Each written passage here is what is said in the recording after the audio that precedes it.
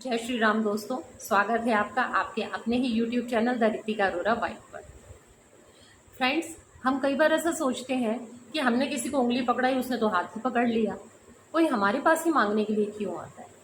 एक छोटी सी कहानी से हम समझेंगे कि परमात्मा ऐसा क्यों करता है। देखिए, एक व्यक्ति रहता है, उसका कच्चा सा मकान रहता है। वो मंदिर जाता है और भगवान से मन्नत मांगता है कि भगवान जी, मेरा बहुत बड़ा बंगला बना दो, मैं आपको ये चीज़ें चढ़ाऊंगा या मैं आपका इतना प्रसाद करूंगा। वो मन्नत मांग के आ जाता है। में जो है उसके अच्छे दिन आते हैं, उसका बंगला बन जाता है। तो पत्नी को बोलता है कि चल के मन्नत पूरी कर लेते हैं। भगवान के मंदिर जाता है, जो उसने मन्नत मानी होती है उसको पूर्ण करता है, यानी वो चढ़ावा चढ़ाता है।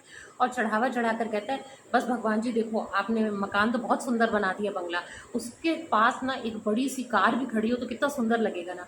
वो भी मांग लेता है। फिर कहता है, देखो बेटा, अभी मेरा 12th में है, अच्छी पढ़ाई करके बस विदेश चला जाए, यही चाहिए मेरे को। तो बेटी की भी अच्छी जॉब लग जाए, अच्छी शादी हो जाए।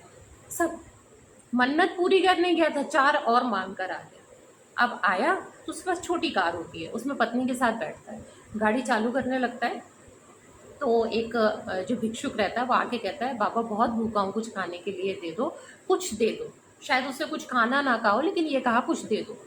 तो गाड़ी में एप्पल रखा रहता है, उसको एक एप्पल दे देता है। तो कहता है, सेठ जी इससे क्या होगा, 50 रुपये दे दो तो मैं भरपेट खाना खा लूँगा। तो अपनी पत्नी को कहता है, लो देखा, उंगली पकड़ाई, हाथ पकड़ लिया। बोलते एक एप्पल भी दे रहे थे ना इसको, उसको 50 रुपये ही चाहिए, देखो ये तो दिन आ गए हैं। तो उसको नहीं देते। अब गाड़ी चालू हो जाती है। पत्नी सोचती है कि हम भी तो भगवान के पास मन्नत पूरी करने के लिए गए थे और 4 चीज़ें और मांग गए, तो भिखारी हम ज़्यादा बड़े हैं या ये जो मांगने आया। ये सच बात है ना। हम यही करते हैं, भगवान से तो खुल के मांग लेते हैं, लेकिन हमसे कोई अगर हेल्प की गुहार करता है तो हमको क्या लगता है, हमने उंगली पकड़ी, इसने हाथ पकड़ लिया, और हमसे ही क्यों मांग रहे हैं। ईश्वर देने वाला उसको ही बनाता है जिस पर उसकी बहुत कृपा होती है, नहीं तो ईश्वर सर्व समर्थ है, खुद ही सब कुछ सबको दे सकते हैं। आपको निमित्त बनाया है ना, तो शुक्राना कीजिए। अगर आपके घर से एक गिलास कोई पानी भी पी जाता है तो शुक्राना कीजिए, आपको इस लायक बनाया है उसने।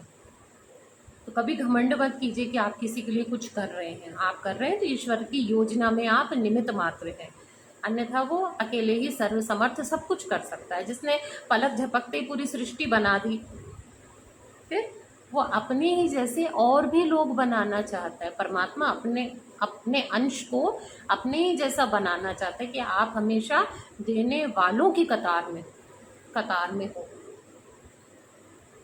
तो दोस्तों, ये छोटी सी कहानी अगर आपको अच्छी लगी हो, ये संदेश पसंद आया हो, तो चैनल को लाइक कीजिए, सब्सक्राइब कीजिए, लोगों के साथ शेयर कीजिए और अच्छे अच्छे कमेंट कीजिए। हम फिर मिलेंगे किसी ऐसी ही आध्यात्मिक चर्चा के साथ। जब तक आप अपना बहुत बहुत ध्यान रखिए। जय श्री राम।